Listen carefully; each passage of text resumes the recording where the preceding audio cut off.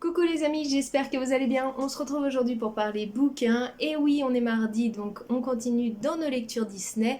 Et aujourd'hui, je vais vous présenter le dernier de la saga Dark Ascension, qui n'est autre que Perdu de Laurent De Stefano aux éditions Hachette Heroes.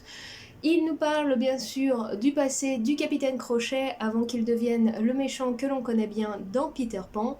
Et cette fois-ci, on va découvrir si il était amené à devenir ce méchant-là ou comment il est devenu au fur et à mesure de son histoire. Pour le petit résumé à l'arrière, c'est très simple. Le pays imaginaire est puissant, mais il y a des choses plus puissantes encore. Je vous en parle un petit peu plus parce qu'il y a des spécificités très intéressantes à travers ce roman-là et comment était abordé le passé du Capitaine Crochet. Tout d'abord, on commence l'histoire avec un jeune garçon donc, qui s'appelle James, mais qui a la particularité d'avoir une sœur jumelle qui s'appelle Marlène. Tous deux sont en train de fêter leur 11e anniversaire. Ils font partie d'une famille très modeste de Londres. Son père est pêcheur et souhaite un jour pouvoir lui donner les clés de sa société, sauf que James, lui, déteste l'océan et la pêche et rêve d'un métier beaucoup plus posé tel que banquier ou avocat dans le centre de Londres. Quant à sa sœur, sa mère rêve d'en faire une femme modèle, or elle est tout ce qu'il y a de plus non conventionnelle qui soit, elle rêve d'aventure, elle est combative, elle est assez sauvage dans son comportement et donc tous deux au sein de leur famille ont du mal à évoluer tel qu'ils le souhaiteraient. Pourtant le lien très particulier de leur relation en tant que jumeaux est très très fort et quoi qu'il arrive, ils se protégeront et resteront unis. Vous l'aurez compris, on aura donc deux enfants au caractère bien différents et qui pourtant feront tout pour se soutenir et se protéger quoi qu'il arrive. Le jour de leur 11e anniversaire, ils se rendent à l'école sous une pluie battante. Ils habitent au bord de la mer et donc au moment où ils vont pour rentrer à l'école, une vague arrive, les submerge et lorsqu'ils sortent la tête de l'eau, ils atterrissent au pays imaginaire. De là va se faire leur rencontre avec Peter Pan et les garçons perdus. Et bien sûr, la personne qui va le plus attirer l'attention, c'est Marlène, une fille au pays imaginaire, c'est assez rare. Et en plus, Marlène a tout d'un garçon perdu dans son âme, quoi qu'il arrive, comparé à ce James si pragmatique, si terre à terre, qui ne rêve que d'une chose, retourner à sa petite vie londonienne. De multiples aventures vont leur arriver au pays des merveilles jusqu'au moment où il va falloir quand même rentrer à la maison et que les choses vont commencer à se compliquer entre deux et entre leur recherche de réponses par rapport à ce pays imaginaire. Voilà pour le petit résumé du roman. Quant au roman, il aborde beaucoup de choses intéressantes et surtout l'évolution qu'on a et surtout le carcan de la famille qui veut nous façonner à leur image, à ce qu'ils ont prévu pour nous pour l'avenir, alors que notre façon d'être, notre personnalité a envie de devenir totalement quelque chose d'autre. On a vraiment une relation très intéressante entre James et Marlène, surtout au moment où au pays imaginaire ils vont pouvoir retourner plus à leur source et à plus à ce qu'ils sont réellement à l'intérieur. Marlène est une aventurière, elle aime l'aventure, la découverte, visiter des paysages, voir du monde, faire des combats et surtout s'amuser toute la journée sans réfléchir à un futur où il ne sera conduit qu'à se marier, se tenir comme il faut, avoir une famille et trouver un mari et un travail propre pour faire l'honneur de sa famille. Quant à James, lui, il est plus pragmatique. Il voit très loin dans l'avenir et il a beau savoir qu'aujourd'hui, sa vie est assez compliquée et qu'il devra quand même un jour confronter son père car il ne souhaite pas reprendre l'entreprise familiale. Pour lui, il n'y a pas d'inquiétude, ce n'est que quelques années encore à passer avant de pouvoir s'échapper du foyer et pouvoir vivre la vie qu'il veut loin de sa famille, au cœur de Londres, dans un métier qui lui plaît, plein de chiffres, de logique et de pragmatisme. La relation entre ces deux personnages va donc petit à petit s'effriter. Entre amour et haine, on va passer souvent d'un cap à l'autre et c'est le développement de la relation familiale entre nos deux jumeaux qui est très intéressante à travers ce roman-là. En plus de ça, on fait la découverte de Peter Pan, d'événements très importants qui se sont déroulés, de comment est géré le pays imaginaire et les conséquences qu'il y a d'y rester trop longtemps, et surtout du fait que Peter Pan a des ennemis, d'autres enfants, qui un jour ont voulu retrouver leur liberté et par conséquent ont essayé de le tuer, et de là ils ont été bannis sur une île lointaine. Là où Peter Pan a interdit de sortir du pays imaginaire, James, qui est pourtant le moins courageux des deux, va essayer lui d'en apprendre un peu plus. Pourquoi ils ont voulu tuer Peter, qu'est-ce qui risque à rester trop longtemps au pays imaginaire, et qu'est-ce qui se passe s'ils décident d'aller voir les ennemis de Peter Pan.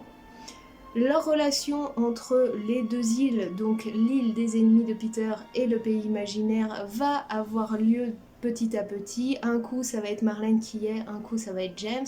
Ça va changer du tout au tout leur façon de percevoir le monde dans lequel ils sont, leur façon de percevoir l'avenir, et surtout qu'est-ce qui les a menés au pays imaginaire et pourquoi il est si difficile que ça d'y partir.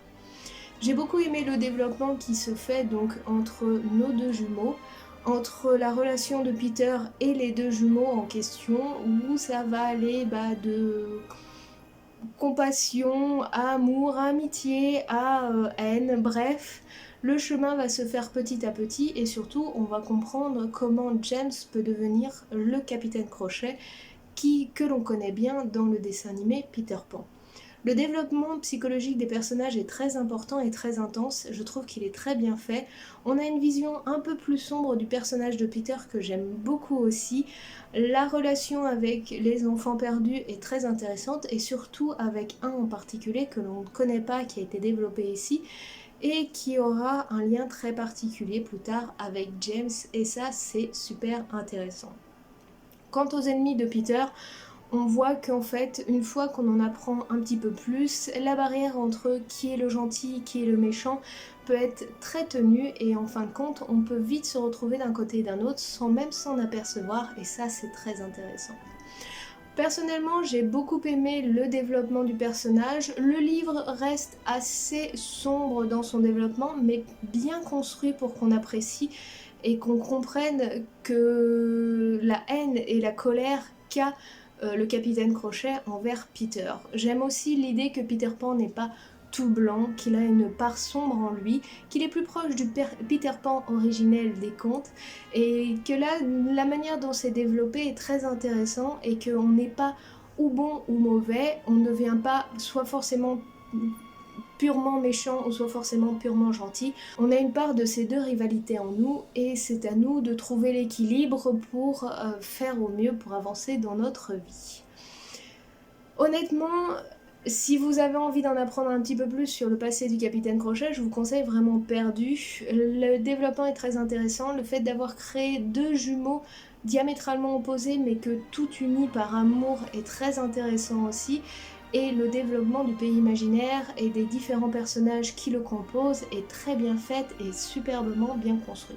Le roman est très intéressant, j'y ai passé un excellent moment et j'ai beaucoup aimé le développement psychologique de la plupart des personnages. Pour un young adulte, on passe un excellent moment. Maintenant me direz-vous, mais un roman sur le passé du capitaine Crochet, on en a déjà eu un dans toutes les séries Disney qui sortent. Et effectivement, Serena Valentino s'était lancée dans Retour au pays imaginaire sur le passé du capitaine Crochet et comment il était devenu ce méchant capitaine qui en veut tant à Peter. Et qu'est-ce qui avait développé sa haine. Et ben honnêtement, vous pouvez lire les deux romans sans aucun problème. Le développement pour devenir le méchant que l'on connaît est bien différent d'un roman à l'autre. Dans celui-ci, l'auteur s'est attaché au développement d'un personnage un peu double avec ses deux jumeaux. Notre James est plutôt posé, pragmatique, il rêve d'un avenir tout à fait normal, très terre à terre. Pour lui, ce qui marche, c'est les chiffres, la logique. C'est pas un rêveur, il n'est pas naïf, au contraire, il va se poser toujours des questions, c'est un inventeur. Il est vraiment très très posé et très terre à terre comme personnage, surtout pour un adolescent. Et ça va être plutôt le côté un peu sauvage de sa sœur qui va en faire quelqu'un d'un peu plus courageux dans l'avenir, plus de choses comme ça. Mais en tout cas, le personnage ici développé de James, qui fait déjà partie d'une famille très modeste, Et bien loin du personnage développé ici, donc ici on a un capitaine Crochet qui à l'origine faisait partie d'une famille aisée dont il devait être l'héritier, mais qui rêve que d'une seule chose, retourner au pays imaginaire pour retrouver le monde qu'il a connu dans son enfance, alors que Peter l'y a emmené avant qu'il doive retourner dans son monde à lui. Et donc il va tout faire pour monter un équipage et retrouver ce pays imaginaire et pouvoir retrouver ses amis et Peter Pan malgré qu'il a grandi. On a donc là un rêveur, un personnage un peu naïf qui va être accompagné par son majordome qui va le soutenir quoi qu'il arrive. Bref, les deux personnalités sont bien différentes, les âges aussi, là on a un jeune adulte alors que là on a un jeune ado. Et là on a un capitaine qui rêve de retourner au pays imaginaire, là on a un capitaine qui rêve de quitter le pays imaginaire, qui en a jamais voulu et qui va être surtout très déçu de son voyage au cœur de ce pays-là. Donc honnêtement, vous pouvez vous lancer dans les deux lectures, vous aurez deux histoires bien différentes qui nous racontent le passé et qui nous expliquent comment ils ont pu devenir les méchants. Comment la haine envers Peter s'est développée, là elle est bien différente d'ici, vous pouvez me croire, même si les deux histoires sont assez tristes dans l'ensemble. A savoir que si vous vous lancez dans celui de Serena Valentino, il faudra quand même avoir lu les romans précédents, puisqu'en fait il y a une histoire en fond avec des personnages qui s'appellent les Trois Sœurs, et donc vous ne pourrez pas tout comprendre à la malédiction qui le suit un petit peu partout dans l'histoire si vous n'avez pas lu les romans précédents. Bref, voilà les amis, c'était donc la présentation de Perdu de Laurent Stefano dans la saga Dark Ascension. Pour ma part, j'ai beaucoup aimé la lecture. Si vous l'avez lu, n'hésitez pas à me dire en commentaire si vous avez apprécié votre lecture ou si vous souhaitez vous plonger dans cette histoire-là. Moi en attendant, je vous remercie d'avoir suivi la vidéo. Si ça vous a plu, n'hésitez pas à mettre un pouce bleu. N'hésitez pas non plus à vous abonner. On se retrouve en général 2 à 3 fois par semaine pour des vidéos livres, films ou figurines. Et nous en attendant, on se retrouve très bientôt pour d'autres vidéos. Je vous souhaite une bonne semaine, vous fais tout plein de bisous. Et vous dis à très bientôt. Allez, ciao, bye bye!